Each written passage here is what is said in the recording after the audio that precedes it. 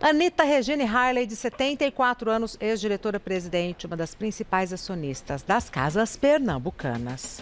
Com uma fortuna estimada em 1 bilhão e 85 milhões de reais, está em coma desde 2016. Pela lei, em casos como o dela, quando a pessoa fica impossibilitada de exercer as tarefas mais básicas, o judiciário determina a sua interdição e designa um ou mais curadores com a responsabilidade de zelar pelas finanças, patrimônio e bem-estar da paciente. Vamos conversar com a advogada doutora Sandra Daniotti, que vai explicar sobre os procedimentos jurídicos em casos semelhantes a esse e também sobre herança. Seja muito bem-vinda. Olá, Regina. Boa tarde a todos. Boa tarde, tá linda. Tá linda, de bolinha e lacinho.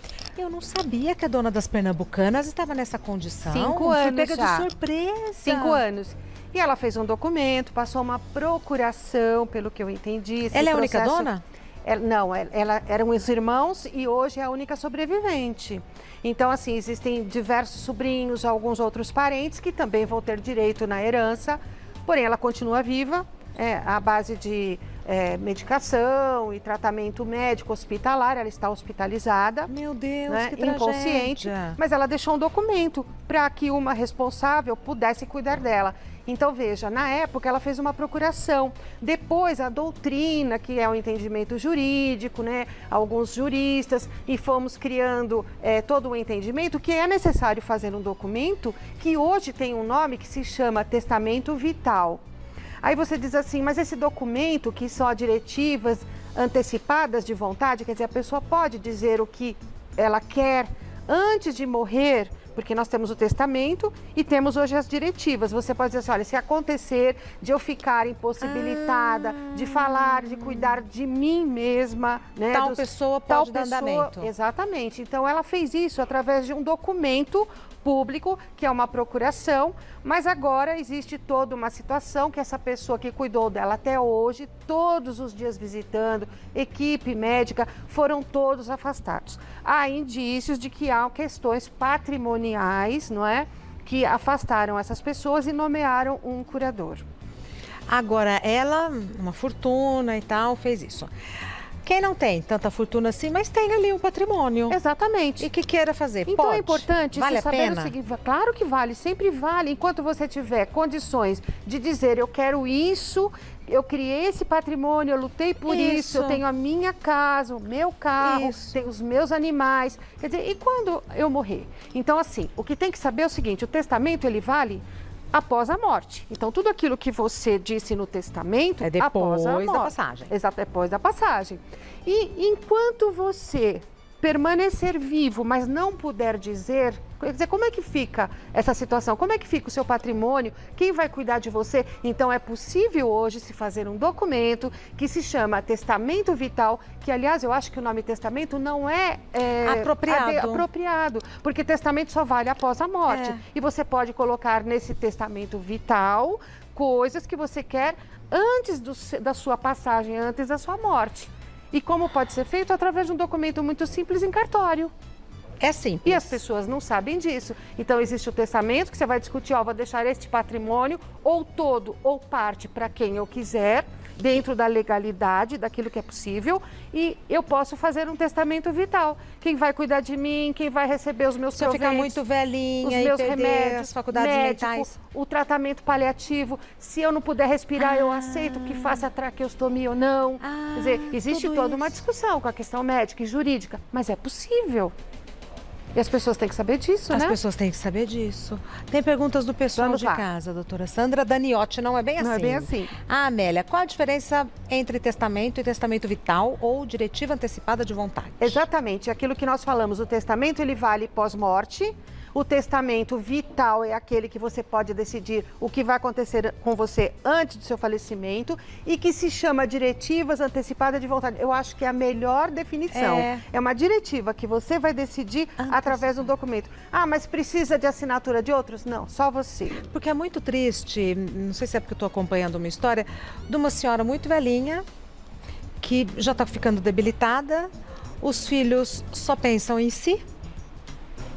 Estão deixando a velhinha assim, é muito triste. Eu posso te dizer, contam com o falecimento mais rápido para que haja partilha. Então, quer dizer, o que vale... E para não ter o problema, né? Exato. Ai, meu então, Deus, você pode nomear o seu coração. melhor amigo, o seu advogado, uma pessoa de confiança que tem que executar tudo aquilo que você definiu. É o testamento vital. Eu chamo de diretivas antecipadas de vontade. É penúltimas vontades, vamos chamar. A última vontade é o testamento.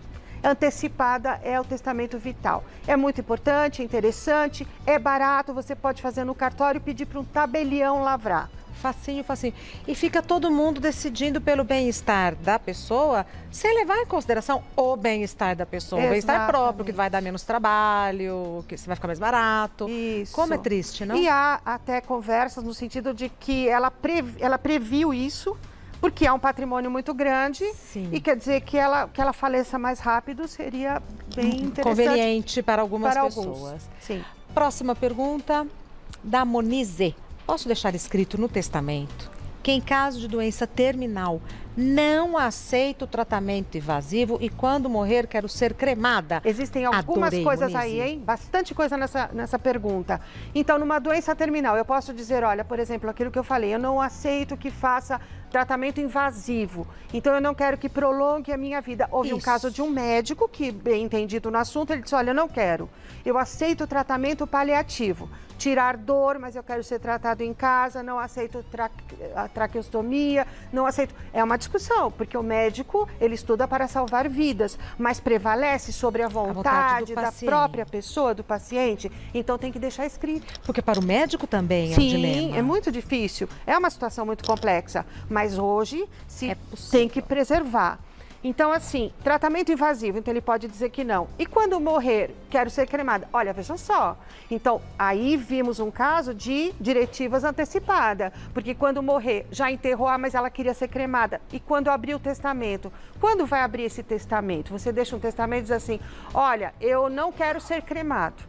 Mas, de repente, faleceu, a família cremou, vai abrir o testamento e constava no testamento que não queria ser cremado. Veja a confusão. Então, diretivas antecipadas, ou testamento vital, como queira chamar, em cartório é o melhor negócio, porque evita que isso aconteça. Claro. Então, olha, ela não quer ser cremada, não aceita tratamento invasivo, só paliativo, e quando morrer o testamento vai dizer o seguinte, aquele outro bem, eu quero que doe tudo, que fique com tal instituição, que um sobrinho, um filho, etc. Divide patrimônio no testamento. Inclusive, ser ou não doadora de órgãos. Também, exatamente, quero doar pele, os olhos, mas isso num testamento vital, concorda? Sim. Porque no testamento, se tarde já enterrou, demais. se já cremou, já é tarde demais.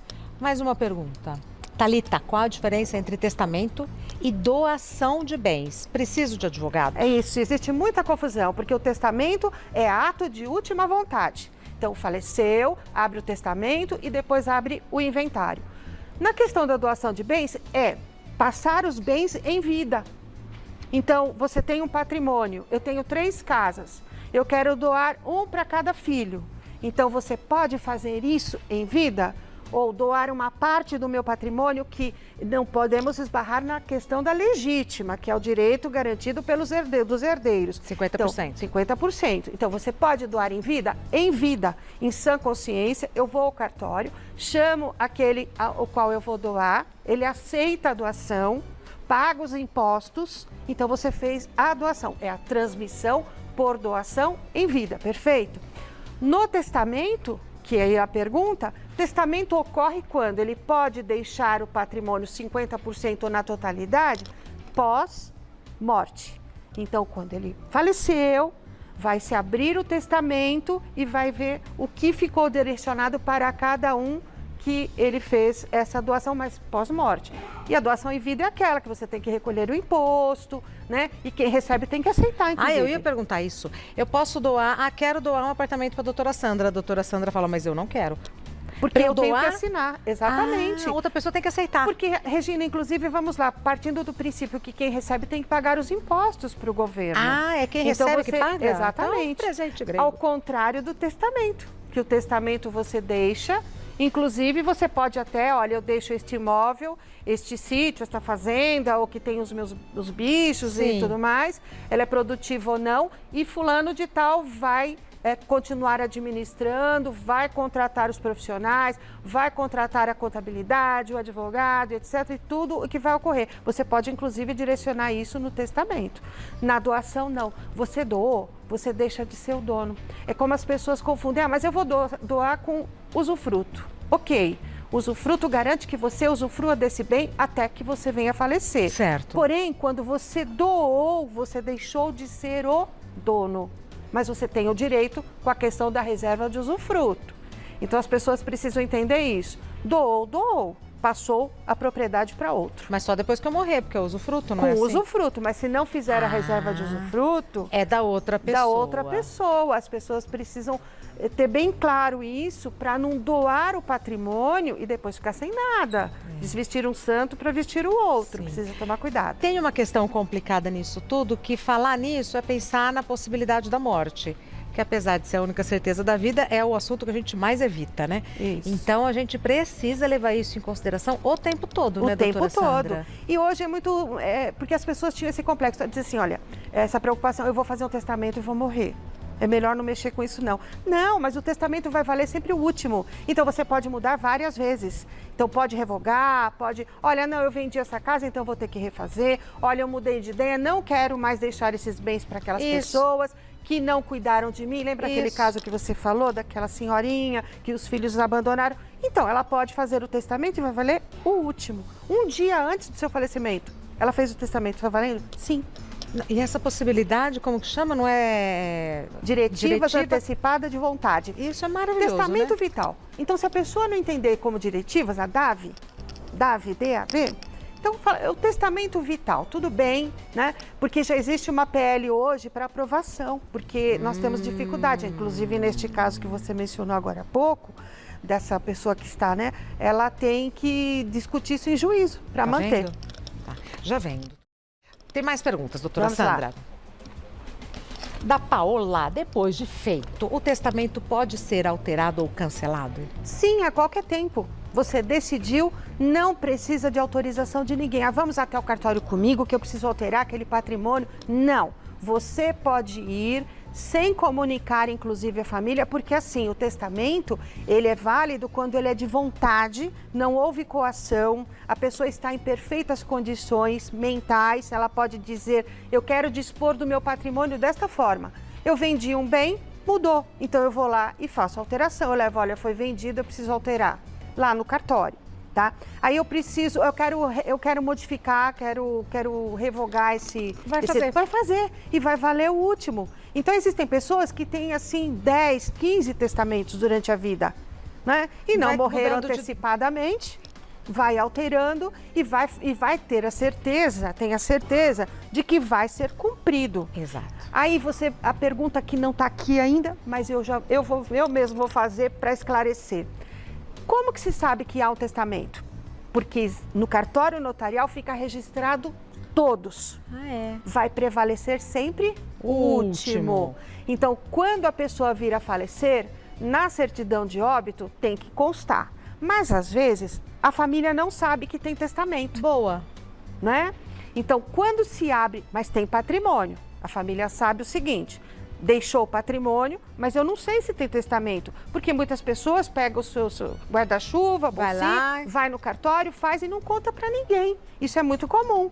E aí, o que acontece? Quando vai abrir inventário, aí, seja em cartório, extrajudicial ou seja judicial, é obrigatório que se tenha a certidão do cartório notarial. Então, lá vai constar se está negativo ou se tem testamento. Então, tem testamento? Primeiro abre o testamento, para depois fazer o inventário. Interessante, nossa, já pensou, né? Que surpresa. Então não se preocupe, porque a família vai ter conhecimento de uma forma ou de outra. Tá. Mais uma pergunta. Danice, posso deixar todos os meus bens para quem eu quiser? Depende. Aquela resposta que todo advogado tem. Depende. Por quê? Você tem um conjunto de bens, né? E você, com o seu falecimento, vai transmitir. Com essa transmissão, eu preciso saber o regime de bens ao qual você era ou não casado, se vivia em regime de união estável e se foi estabelecido o regime de bens ou não, se tem filhos herdeiros, filhos diretos, se tem antecedentes, né? Se os pais são vivos, se tem cônjuge, esposa, né? O marido ou a esposa e filhos. Então, veja, eu não posso simplesmente falar, olha, eu não quero saber de ninguém, minha família não gosta de mim, eu não quero doar nada, não vou deixar nada. Ele não pode simplesmente falar 100% eu vou doar para uma instituição de caridade, seria maravilhoso, mas não pode porque esbarra na lei. Existe uma grande discussão, o bem é meu, eu adquiri com o meu esforço, eu faço dele o que eu quiser. Então, assim, é muito complicado. Mas eu posso dispor desse bem em vida? Posso. Pode. Então, eu quero, por exemplo, porque as pessoas falam muito assim, mas eu sou filho, eu também sou herdeiro.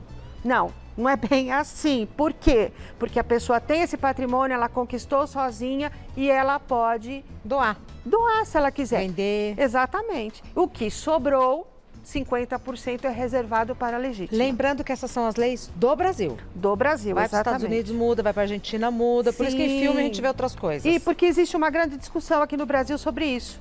Quer dizer, qual é a capacidade que eu tenho de dispor do meu próprio patrimônio? É a mesma discussão do testamento vital. Qual é a capacidade que eu tenho de dispor da minha vida? Então, é essa a grande discussão.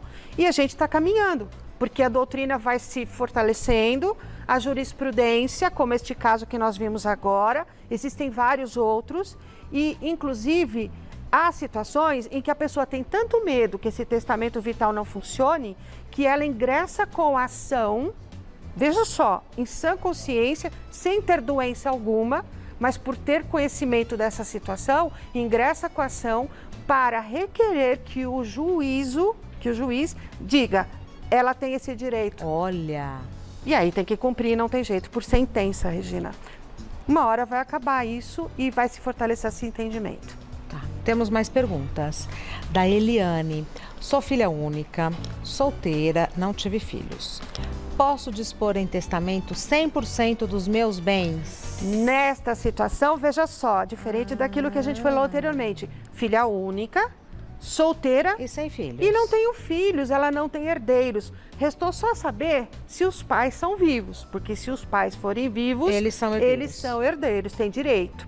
Mas se não forem vivos, e na época, ela pode dizer assim, eu quero deixar 100% do meu patrimônio, eu vou doar, ela tem o direito de dispor. Porém, na abertura do testamento, se os pais estiverem vivos, então eles vão impugnar e dizer, olha, alto lá, nós estamos vivos, está aqui, demonstra para o juiz, junta a documentação, e aí vai dizer o seguinte, olha, então 50% daquele patrimônio pode ser doado ou não, ou então não doa, abre o inventário e vai seguir a vida, percebe?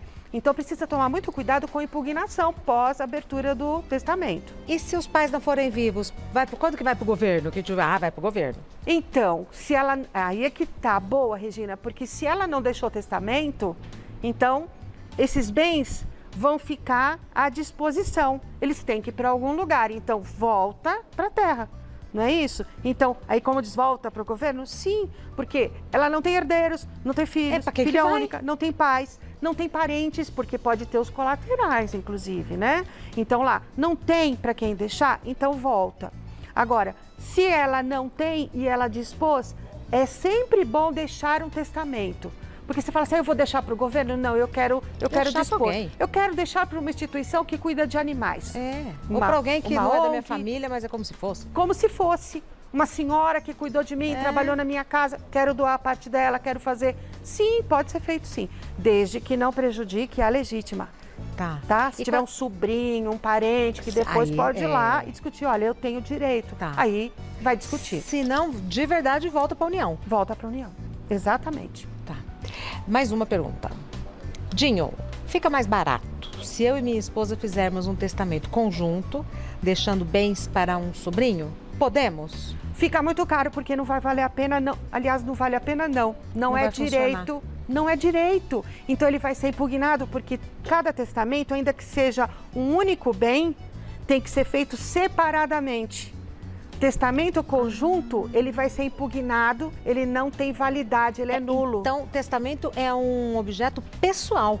Pessoal, ele é jurídico, está na lei, em cartório, com assinatura de testemunha, e a lei diz o seguinte, todo testamento tem que ser individualizado. Ah, mas nós somos casados, regime e tal. Não interessa. Individual. Eu vou fazer a doação. Pessoal era individual. Somos casados e temos 50% sobre esse patrimônio. Tudo bem, eu posso ir lá, independente de você, e vou doar os 50%. Meus. Se você não quiser, problema Os seus seu. é da sua conta. Ah, mas então eu quero deixar. Você concorda? Vamos deixar para o sobrinho? Vamos. Então, podem até ir juntos no cartório. São 2 documentos. Já fiz isso. E aí, o casal vai, faz um testamento aqui para ela, faz um testamento para ele. Ou para ele, para ele, para ela e para ela. Então, faz em separado. Então, preservamos a legalidade e ele não vai ser impugnado e vai valer após a morte. Bacana, né? Muito. E muitos detalhes, né, doutora Muitos. Sandra? Mais uma. Dar Clay. Minha mãe está em coma há 2 anos. Ai, meus sentimentos. Já faz mais de 1 ano que eu entrei com o pedido de curatela judicial, não sei o que é, mas até agora não foi concluído, sem a designação de um perito para avaliar o caso, embora já haja o pedido do juiz. Esse tempo é normal? Minha mãe tem 93 anos. O que é curatela judicial? Então, a pessoa não pode se manifestar. Não tem um testamento vital, não tem aquilo que nós falamos anteriormente. Ela não pode falar por ela, mas os filhos, o que precisa entender é o seguinte, eu vejo muito isso. Às vezes o filho fala, não, mas a minha mãe não pode assinar, ela já está idosa e eu sei que eu sou herdeiro, então eu assino por ela. Não é bem assim. Não é bem assim, exatamente. Então, precisa nomear judicialmente um responsável, que é um curador, que vai responder por esta pessoa. Então, ele vai ser, que pode até ser uma pessoa próxima, a filha ou qualquer pessoa mais próxima. E isso é através de sentença, de decisão judicial. E como que se faz isso, Regina? Tem que um perito, né, que é da área estabelecida do caso, neurologista ou o que for, para que ele dê um relatório para o juiz dizer o seguinte, olha, realmente a pessoa está lá acamada, não fala, não anda, não diz se tem sede, se tem fome, o que ela quer que faça com o patrimônio. Então, é o caso de o que chamávamos antigamente de interdição. Então, precisa nomear uma pessoa para que seja responsável, ela pode ser parcial ou total, para dizer, é perfeitamente possível. A demora é que é inaceitável. Então, assim, 93 anos não dá para esperar mais. Imagina a tortura dessa pessoa para ir receber os proventos do INSS. Exato. Sem uma procuração. Exato. Como é que faz, né? Para decidir como que vai fazer, vai trocar a cama, colocar enfermagem, hospital e etc. Então, o ideal é que peça para o seu advogado, colega, para que demonstre essa situação. Junte a certidão de nascimento, o RG, 93 anos.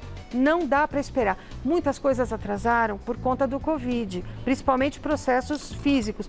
Mas é possível dar uma acelerada, demonstrar através de laudo médico que a pessoa precisa de cuidados emergenciais e que essa família está sofrendo, né? E que precisa de uma resposta urgente do judiciário. Porque vir a falecer, não teve a resposta, a família continuou tomando atitudes à margem da lei. Porque como que recebeu os proventos? Como que faz contratação? Porque você sabe que quando tem o curador, o responsável, uma procuração, até para internar a pessoa, seja numa clínica de repouso, alguém é responsável. E quem é responsável? Ah, mas eu cheguei lá e fui obrigada. Mas como assim? Exato. Não é? Se o idoso ele não pode dizer por ele, então alguém tem que dizer. E a mesma coisa aquelas famílias, né? Que abandonam, deixam os filhos. Ah, então vai. Meu pai, que deve estar até assistindo, é fã do programa. Então, assim, ele diz assim, filha, vamos ao hospital. Ele faz questão que sempre esteja alguém junto. Porque ele diz assim, olha, ele tem vai fazer 88, minha mãe 82. Então, eles se sentem mais seguros, né? E diz assim, olha, é importante que você esteja completamente lúcido. Ele diz assim, olha, porque a lei diz isso, que precisa ter acompanhante, tem o estatuto do idoso. Então, assim, tem que exigir uma resposta urgente do judiciário. Doutora Sandra Daniotti, doutora Sandra, não é bem assim, Daniotti, responde os e-mails, o endereço é sdaniotti@uol.com.br, Daniotti com 2 T's e sdaniotti@uol.com.br. O telefone da doutora Sandra Daniotti, 3857-5778. 3857-5778. São muitas questões, né, doutora Sandra? Muitas que a gente tem que ver com muito carinho. E a gente vai falando, vai esclarecendo, quem está em casa vai se orientando, né, e tomando as providências. Isso. Obrigada, viu, Regina? Eu Obrigada que agradeço. A família está bem? Bem, graças a Deus. Um beijo para os meus pais maravilhosos, idosos, que são fãs de você, do programa, e estão sempre atentos. Que maravilha, né? Sem dúvida. Um beijo para eles, um beijo para sua filhota. Obrigada, viu, Regina? Até breve.